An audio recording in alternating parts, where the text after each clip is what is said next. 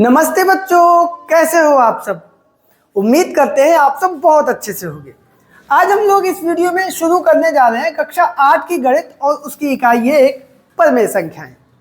बच्चों, इससे पिछली क्लास में हम लोग सीख चुके हैं प्राकृतिक संख्याएं किसे कहते हैं।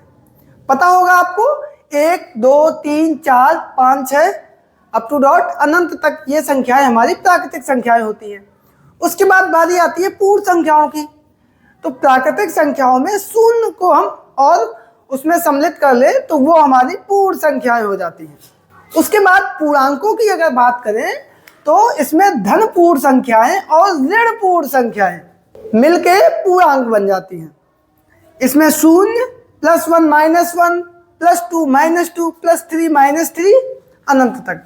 इसको हम लोग ऐसे भी लिख सकते हैं, अनंत से -4 -3 -2 -1 0 +1 +2 +3 +4 और ये इधर भी अनंत तक। इस तरीके से भी हम लोग इसको लिख सकते हैं। संख्या रेखा पर इसी तरीके से लिखी जाती है संख्याएं। इस क्लास में हम पढ़ेंगे परमेय संख्याएं।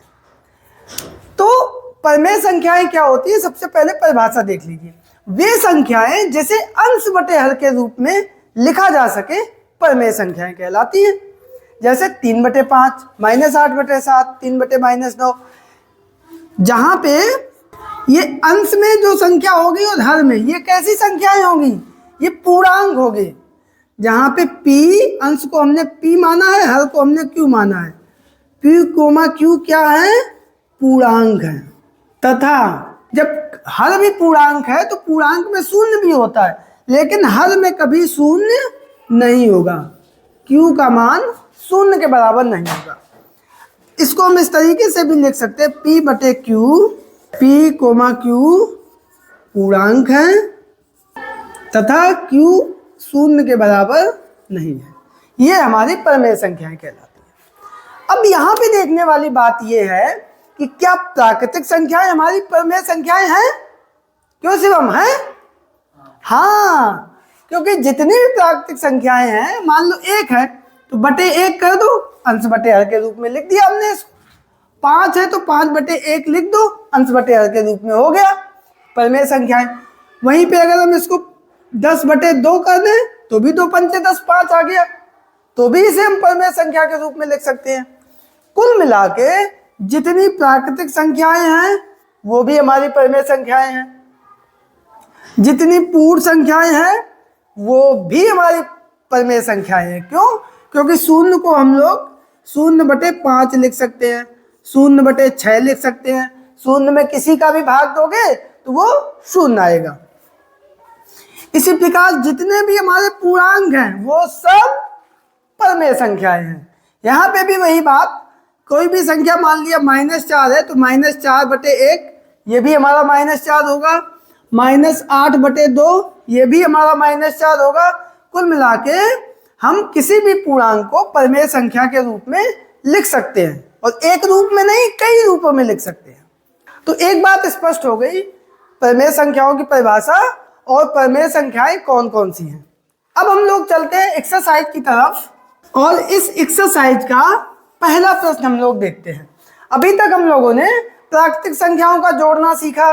जैसे 4 धन 7 तो हम लोगों ने जोड़ना सीखा है, 7 4 11। लेकिन अगर यहीं पे परमेय संख्याएं दी जाए तो उनको हम लोग कैसे जोड़ेंगे। एक बात और आपको बता दें, जैसे ये मेरा पूरा 1 भाग है तो ये हमारा पूर्ण है ना 1, तो ये हमारी पूर्ण संख्या हो गई। वहीं पे अगर हम इसका 1 भाग निकाल लें तो ये हो गया 1/3। कुल भाग इसके 3 है, 3 का 1/3। तो 1/3 हमारी परमेय संख्या होगी, भिन्न हो गई। यहाँ पे 2 भाग हैं तो ये 2 भाग कितने के हैं, 3 के 2 भाग, तो ये 2/3 ये भी हमारी परमेय संख्या होगी। ठीक है, तो यहाँ पे हमारा पहला प्रश्न दिया गया है 4/5 प्लस -2/5। तो जब भी हम परमेय संख्याओं को जोड़ेंगे तो एक बात याद रखेंगे कि हर की संख्या हमारी समान होनी चाहिए। 4/5 इसमें अंश क्या है, 4 है, और हर कितना है, 5 है। यहाँ भी हर 5 है, अंश -2 है, तो यहाँ पे हर हमारे दोनों बराबर है। तो हमें कोई दिक्कत नहीं, हर चूंकि दोनों में वही है तो नीचे लिख दिया। यहाँ पे अंश कितना था 4 और धन का गुणा ऋण में होगा, प्लस गुणे माइनस, तो ये होता है माइनस, माइनस गुणे प्लस, यहाँ पे भी माइनस होता है, माइनस गुणे माइनस ये हमारा प्लस होता है, और प्लस गुणे प्लस ये तो हमारा प्लस होता ही है। ये नियम जो है याद रखेंगे, हर जगह प्रयोग होंगे। तो प्लस गुणे माइनस माइनस और ऊपर है 2, तो 4 धन के 2 ऋण के, कितने बचे 2 धन के 2/5, यही हमारा आंसर आ गया। यहाँ पे देखो माइनस से माइनस कैंसिल हो गया, 4/5 यहाँ पे, और धन का गुणा ऋण में होगा तो प्लस गुणे माइनस माइनस 2/5। यहाँ पे भी हमारा हर दोनों में समान है 5, तो हमें कोई इधर उधर करने की जरूरत नहीं है, हर जैसा था वैसा ही लिख दिया। अब अंश में इधर है 4 लिख दिया, माइनस का चिन्ह इधर है, अंश में 2, 4 में से 2 गया 2/5, यही हमारा क्या आ गया आंसर। आसान प्रश्न था ना, बहुत बढ़िया। अब हम लोग चलते हैं दूसरे प्रश्न पर। तो बच्चों यहाँ पे हमारा दूसरा प्रश्न है कि संख्या रेखा की सहायता से सरल कीजिए। ये भी दोनों परिमेय संख्याएं हैं, परिमेय संख्याओं को जोड़ने का एक तरीका ये भी है। तो यहाँ पे हम क्या करेंगे, सबसे पहले हम हर बराबर करेंगे। उसके लिए क्या करेंगे, यहाँ पे 4 यहाँ पे 2, तो 2 का ऊपर गुणा किया, 2 का नीचे गुणा किया, तो ये हो जाएगा 3/4, और प्लस गुणे माइनस माइनस, 3 दूनी 6/4। अब हमने संख्या रेखा खींची, बीच में है 0, इधर है 1, इधर है 2, -1 -2, बटे में है 4, तो हमें इसके कितने भाग करने हैं 4, 1/4, 2/4, 3/4, और ये आएगा 4/4। इसके भी हम 4 भाग कर देंगे। 4/4 के बाद कितना आएगा 5/4, 6/4, 7/4, 8/4। पीछे यहाँ भी हम इसके 4 भाग कर देंगे, तो ये 1/4 के बाद इधर आएगा -1/4, -2/4, -3/4, -4/4। अब देखो पहले है 3/4, तो कहाँ पे है 3/4, तो यहाँ से हम आए यहाँ पे 3/4। अब यहाँ से -6/4, -6 जाएंगे पीछे, तो 1 2 3 4 5 6, कहाँ तक आएंगे यहाँ तक।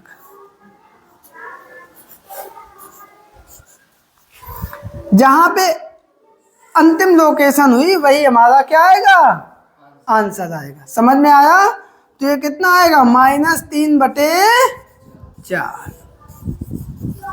तो बच्चों अगला प्रश्न है यहाँ पे -3/-4 प्लस 5/-6। तो यहाँ पे देखो माइनस से तो माइनस कैंसिल हो गया।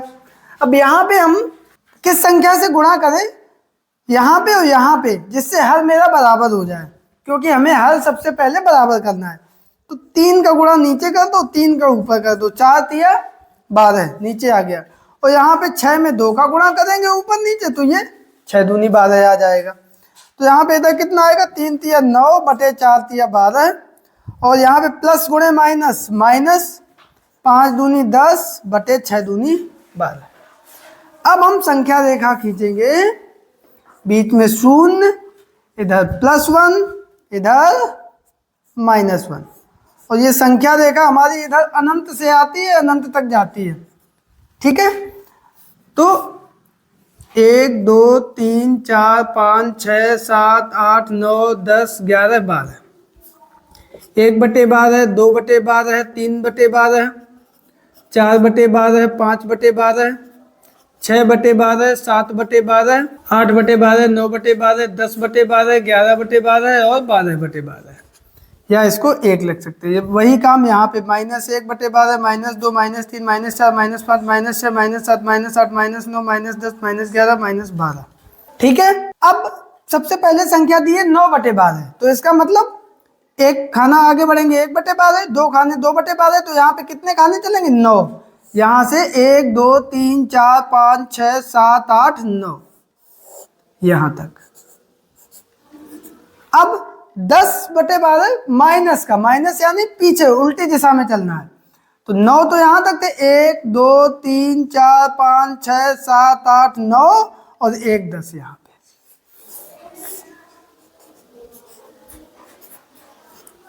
अंत में हम कहां पे थे?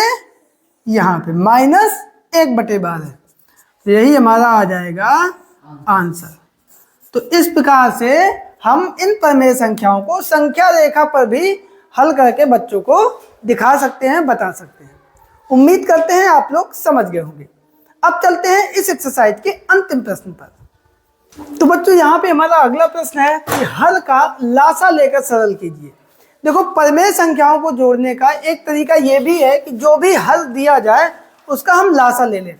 यहाँ पे हल में संख्या है 12 और 6। लासा लेने के लिए हमें अभाज्य गुणनखंड करने पड़ेंगे।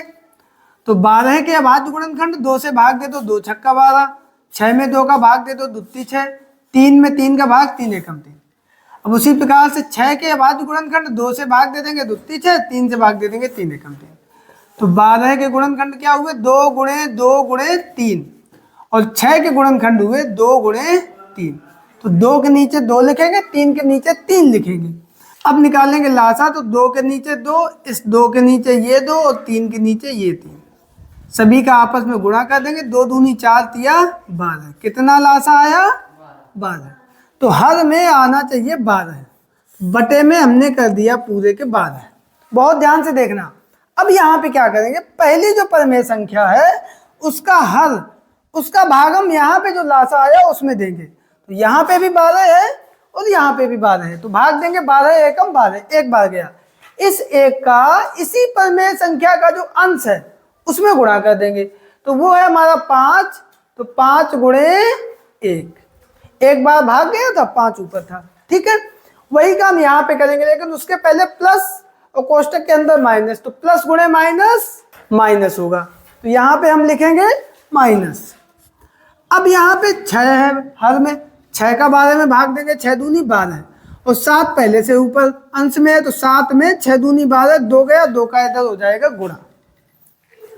तो यहाँ पे कितना आया? 5 एकम 5 माइनस 7 दूनी 14 बटे 12। अब 5 धन के हैं, 14 है ऋण के। इसको हम लोग ऐसे समझ सकते हैं, 14 रुपए आपको किसी दुकान पे उधार देने हैं, 5 रुपए आपके पास है, तो 5 रुपए उसको आप दे दोगे, फिर भी उधारी बचेगी कितनी? 9 रुपए की, -9 बटे 12। यही हमारा आ जाएगा आंसर। इस प्रकार से हम प्रमेय संख्याओं को जोड़ेंगे और घटाएंगे।